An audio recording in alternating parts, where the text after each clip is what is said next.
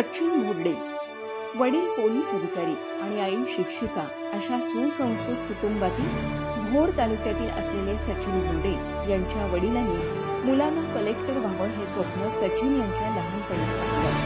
कठीण परिश्रमानंतर यूपीएससीच्या इंटरव्ह्यू पर्यंत पोहोचलेल्या सचिन यांना यशानं मात्र हुलकावणी दिली। 3 वर्ष कॉर्पोरेट क्षेत्रात काम केल्यानंतर 2012 साली त्यांना विजय मोरे यांनी हडपसर इथं स्मार्ट अकॅडमी सुरू करण्याची विनंती केली। पोलीस भरती, एमपीएससी, यूपीएससीचे क्लासेस त्यांनी या ठिकाणी काही दिवस चालवले। वैचारिक मतभेदामुळे त्यांनी ही अकॅडमी सोडली, पुन्हा कॉर्पोरेट क्षेत्राकडे जाण्याचा निर्णय घेतला।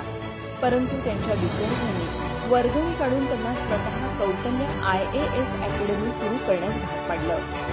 कुठल्याही प्रकारची जाहिरात नाही, फक्त रेफरन्सवर हडपसर भागात ही अकॅडमी नावारूपाला आली आहे। उच्च शिक्षित, दर्जेदार आणि ज्यांनी यूपीएससीचा इंटरव्ह्यू दिला आहे असे लेक्चरर्स इथे असतात। एमपीएससी, यूपीएससी, सरळ सेवा भरती, बँकिंग परीक्षेसाठीचे क्लासेस इथे चालतात।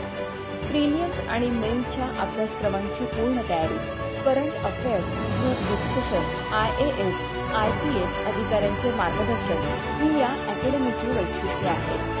आजपर्यंत अनेक IAS, IPS, IRS अधिकारी या अकॅडमीतून घडले आहेत। ग्रामीण आणि गरीब विद्यार्थ्यांना या अकॅडमीमध्ये विशेष सूट दिली जाते।